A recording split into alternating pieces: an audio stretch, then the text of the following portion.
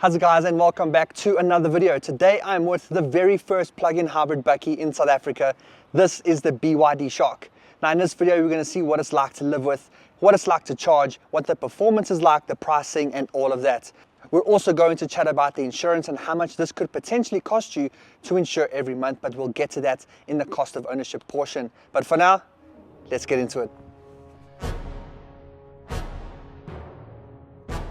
And cruising around Stanton in EV mode, so quietly, so unsuspected, like a sleeper bakkie. No one knows how fast I am, so I feel like just crawling around here, I feel like I get into the theme of Jaws, looking for my next victim to take on. So I thought I would start things off today with a quick look around the outside of the car to show you exactly what it looks like, but I'm not going to point out everything because you guys can look at it and see exactly what it is. So I'm going to point out what some of my favorite things are from an exterior design point of view. Starting off with the big daytime running light that runs across the entire front of the car. I think that looks very cool. It's a very imposing and very mean looking bakkie in my opinion. Something I'm not a big fan of is the huge BYD badging up front here. I think it would look a lot nicer if there was more of a blacked out grille with a small little BYD badge, kind of like how everyone does it, but it is what it is. And then taking a look down the side of the car here, you've got these nice looking two-tone 18-inch wheels. What I like about these is that they look good. They're on the smaller side, but that does mean that you've got a lot of tire to play with in terms of your comfort. Something else I really like about the design of this car is how boxy it is. I think that it looks very cool, and that you've got almost like a floating roof line here, which makes the car also look slightly higher and more square. And then coming down the back here, you do have a metal sports bar that you can also attach accessories and all of that to it, as well as a matching light bar at the back here. Comparing it to the front, it's the same design, so it wraps all the way around the back of the car here. It looks very, very cool. I like that they've kind of stamped the BYD badging into the tailgate. You've got your BYD Shark badging over there, and overall, a very nice looking bakkie. Probably one of my favorite looking bakkies on sale at the moment. And now let's take a look at the inside of this BYD Shark, because this is a very cool looking interior for a bakkie than what we're used to. So a very cool design steering wheel, very thick. Yeah, boy. And actually split down here at the bottom. So you've actually got a gap between what would normally be lines that run there. So this is your different drive modes, and this is for your terrain select. So you'll see your drive modes over here. This will show you between eco, sport and normal. And then if you go between the terrain selects, this is going to be mountain, sand, snow, mud, all of that stuff. And as I did that, I immediately heard the engine turn on, because I think it knows that it now needs to perform differently. And then onto the displays. Now, as you saw, there was a digital display for the driver. Now there is also a full huge display here for your infotainment in the center. And yes, typical BYD, it rotates.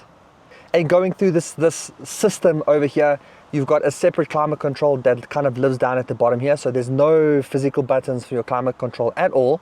But once you get into this, it is quite easy to navigate through here. So you can do your temperatures on the sides. You've got your fan speed in the middle, your direction over here. And then all of the other small things like window defrosting, you're turning your aircon on, as well as going into the vent heating. So for me, that's a little strange why they've called it vent heating. But once you get here, this is where you can turn on your heated seats as well as your cooled seats if that's what you're wanting. And trust me, these heated seats have definitely come in handy now with this cold weather that we've had in Johannesburg. And then going back to the home menu, here you are, or actually back to the icons over there. Here you've got all of the different things you can do with the car. So you can look at your data monitor if you've got a SIM card connected here.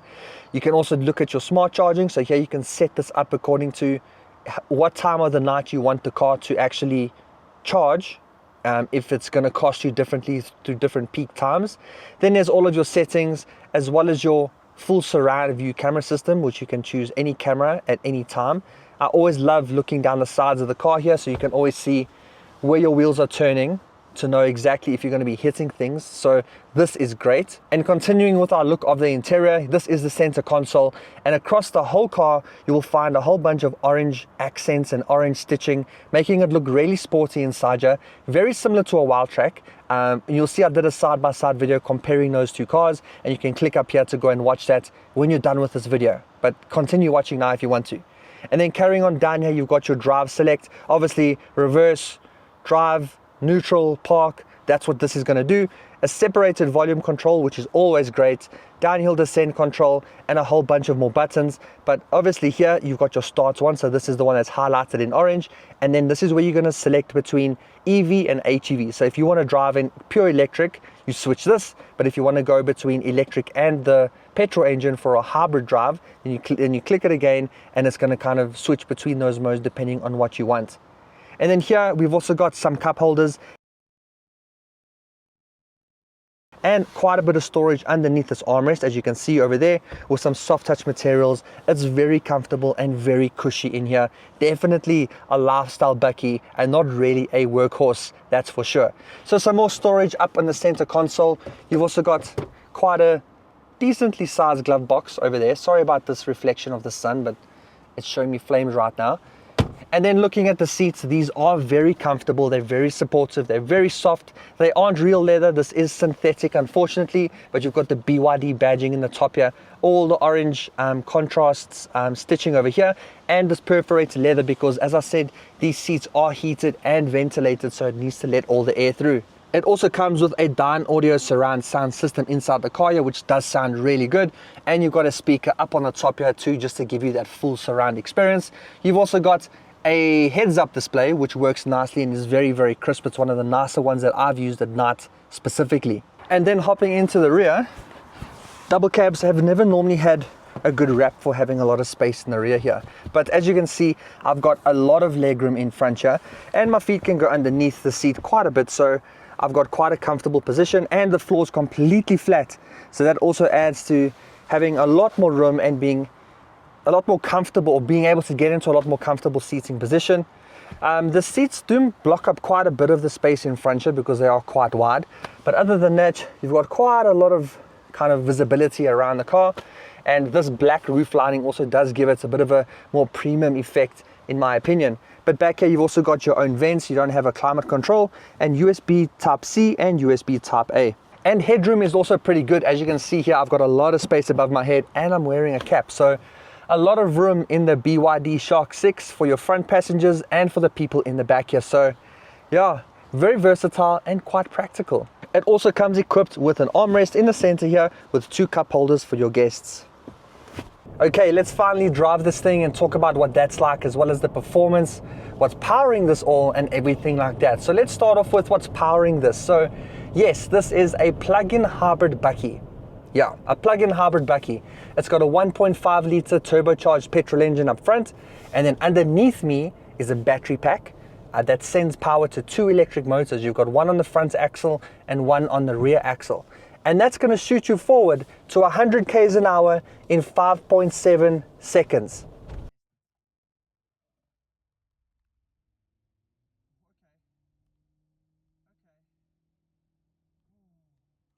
It's going to put out 321 kilowatts and 650 Newton meters of torque. This is essentially the fastest bakkie on sale in South Africa right now. The fastest, the most powerful. You're looking at it. It's the Shark 6. And that's going to set you back 960,000 Rand. So that's the pricing for the Shark 6. I think a lot of people are quite taken back by the price, but I think the fact that they've brought it under $1 million, and yes, it's substantially more expensive than what it is in Australia and all of those other countries, but this is a different market. This is South Africa. We've got luxury good taxes. We've got the government that makes up their own rules. So I don't think that the pricing for me is too bad, especially when you look at the pricing of other cars in this category and other bakkies of the likes. I think it's pretty on par, and for what you're getting for that price, I think that that's pretty good. Especially this performance, the overall package. I think that the Shark 6 is definitely something to look at if you're wanting to stand out. And then to do a high level chat about the electric system, because I'll chat about it again just now, but this has got a 29 kilowatt hour battery, which means that it's good for holding up to about 85 kilometers of range within it. So if you're wanting to only drive an electric, you can do that, and you can probably do up to about 85 kilometers on a full charge, which is pretty good. And then the overall, that combined with the petrol engine and all of that, you should get about 650 kilometers of range. So that's not too bad, although it doesn't really compete with the likes of a diesel, because that range is probably well above about 1,000. But again, we're not going to compare this to diesel because it's got nothing to do with that, and this is a whole new type of setup. But something has to be said about how this car drives, especially the acceleration and the fact that there is zero lag when you put your foot down. It's weird getting into a Bakkie and you get to a stop and you put your foot on the accelerator to go forward and the car just goes, right? That's what it's like living with an EV, like I've just done now. But that's what it's like living with an EV, and the fact that this is a plug-in hybrid, you're benefiting from still having a petrol engine if that's really what you want, but the fact that you can put your foot down like that and the car just goes instantly.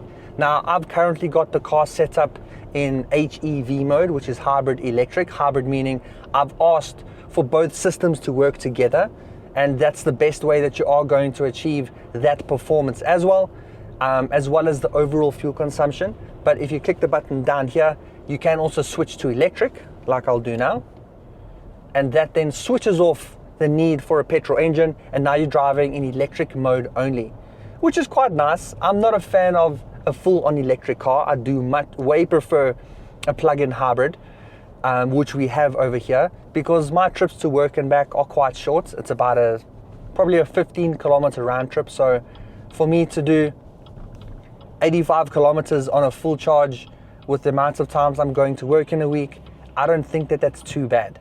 And at around 80 Rand to fully charge this battery from home, I think that works out to being quite affordable too. But talking about charging, I have used an at-home charger while it's been plugged in at home. So that goes straight from the car into your 3-point socket in your house somewhere.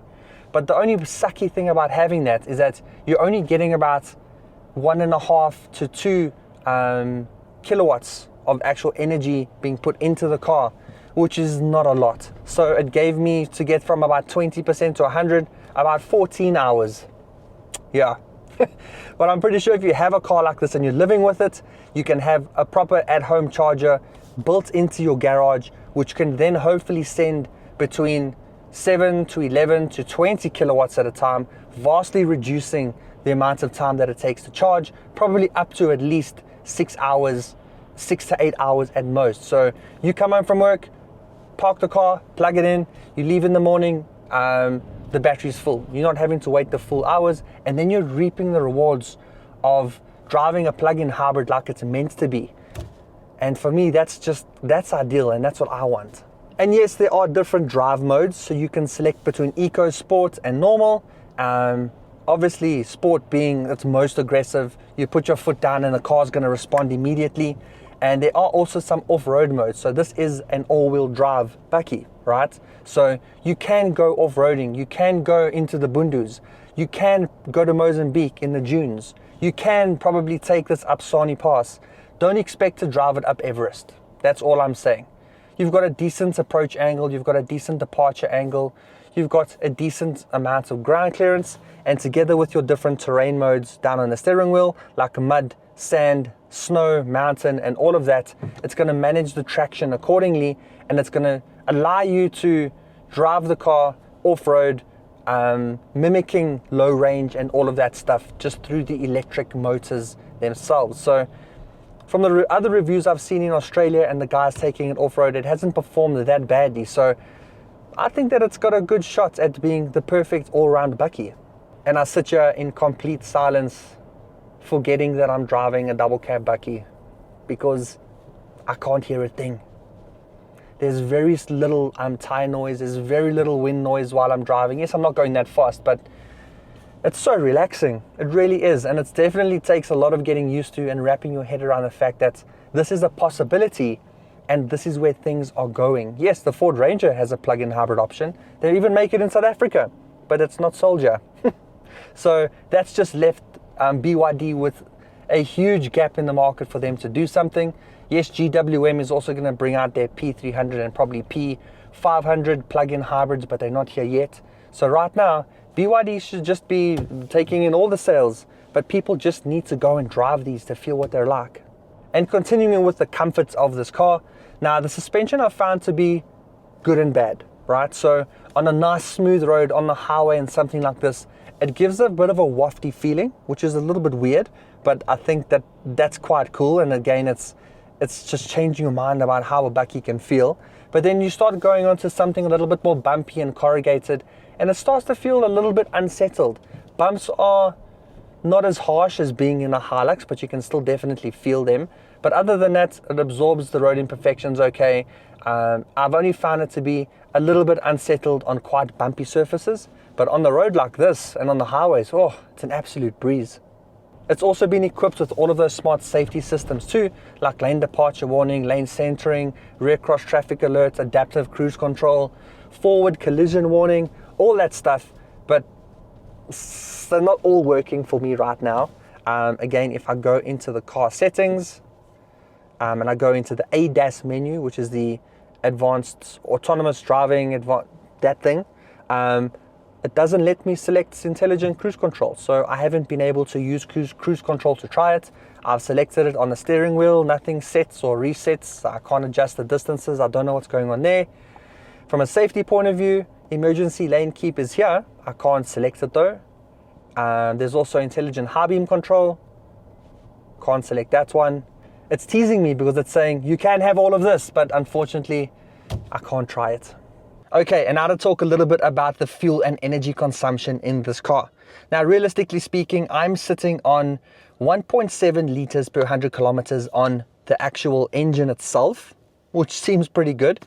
And I'm sitting on 29.2 from a kilowatt hour per 100 kilometers of how much energy in the battery is being consumed per 100 kilometers, okay?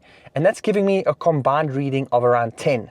Now, I know that BYD claims in the realm of 9 for this car itself. So I'm not too far off of that. I've been on that, but since I've been sitting and idling and sitting for a while, things have increased slightly. So I think that that's pretty good. The kilowatt hours per 100 kilometers always comes down because you're driving it nicely and the car is doing some regen, it's putting energy back in. So those numbers can come down still quite significantly. So I feel like this car is really performing great from a fuel consumption point of view. But the whole point of a plug-in hybrid is to always keep that battery as fully charged as possible. So when you come home, plug it in. When you go to work, plug it in. The best that this car will always perform at is when the battery is at its highest percentage, because it then takes a lot of strain off of the petrol engine and it kind of relies on the electric system a lot more, which is the point of it.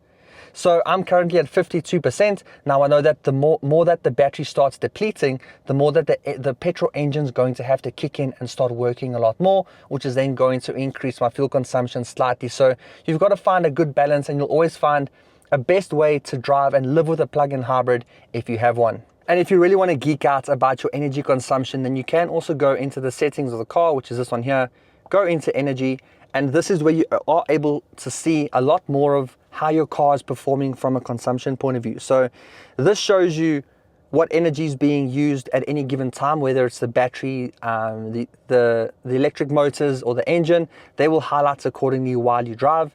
But then going here to charging and discharging, so this is where you are able to then go and select how you want to smart charge your car. You can choose what time of the day, whichever is going to make it best. And then vehicle to load, this is where you are going to be able to operate appliances and things that you plug into the car from this system here, enabling it and doing all those settings. So that's where you do all of that. And then going into the energy consumption, here's all of your graphs and geeky stuff, right? So this is going to show you your fuel consumption graphs. This is going to show all, that's going to show just the electric power, and it's going to start to show you a lot more of how the car's been operating since it started, right? So you can see here, this car is now kind of leveled out at 5 liters per 100, 17 kilowatt hours per hour. So you can see that's already significantly lower than the 29 that I'm experiencing right now. So this is quite cool, and you can have a lot of fun kind of digging into the data of your car, which I'm sure you would do if you have something like this. Now, I wasn't able to take this on a very long distance in terms of driving. So something I'm quite interested in figuring out, and maybe you guys can tell me in the comments, or I just need to book it for a longer duration, is what is this like to even drive to Durban? Okay, so yes, you benefit from the plug-in hybrid system and the battery and all of that stuff, but you get to a point where the battery's going to run out, and then you're going to run on pure 1.5 liter turbo petrol carrying this 2.7 ton car around. I'm not sure what the fuel consumption will be like. I don't think it's going to be very good. But that's just something we need to consider with cars like this, is when you don't have the battery, it's not as efficient. So being able to charge it all the way is probably not going to be possible. But something I do want to try is do a long distance to really see how realistic, and if it is actually possible to live and benefit from a plug-in hybrid, even on road trips. Okay, it's time for more power. Yeah. This thing picks up speed so quickly, but something weird that I've also picked up is when you do that pull, right, and you take your foot off of the accelerator, on a normal EV, the car would go like that. But I can still feel the car going forward for at least a good half a second. You take your foot off and the car is still going. It's not momentum. You can feel that it's still being propelled forward, because on another EV it would kind of go whoa. But on here, the regen braking isn't that strong to actually feel that sort of difference. So I don't know, that was a little bit weird.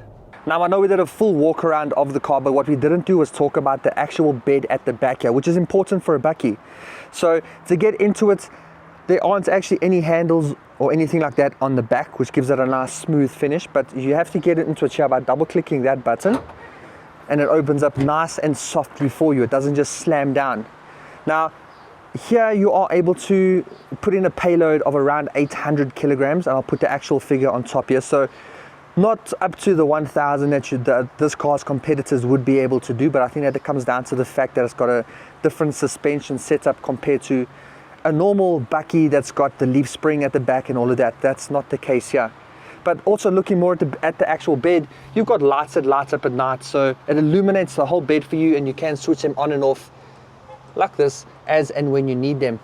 Now please excuse how dirty it is here. Yes, it is a Bakkie, but there's also been some weird winter rain and it's been cold and I haven't been able to wash it, so please cut me a little bit of slack. I'm sorry. But here on the sides you'll be able to find the actual plug socket to plug in your appliances and things like that. So if you happen to take this car camping, you are able to then plug in fridges, coolers, televisions, anything that you want to. You can also, or you can actually power from this car itself. So it uses all of the electric system to power them, and if that battery runs too low, the car will automatically turn on the engine and continue powering everything that you need. That's pretty cool. But something I won't forgive this car for is how heavy this tailgate is, right? And it doesn't have an easy lift system either. So there's nothing here than what you would normally get on like a Ford Ranger or a Hilux or something like that. So lifting this, which you can normally then do with one finger, I must add, but doing this, it's physically impossible for me to lift this up with one finger. It is far too heavy. You're only gonna lift it. Oh, that should not be like that, and that needs some assistance or an easy lift system in there, because that's far too heavy for this car and the price point, and that just doesn't match what you're getting here.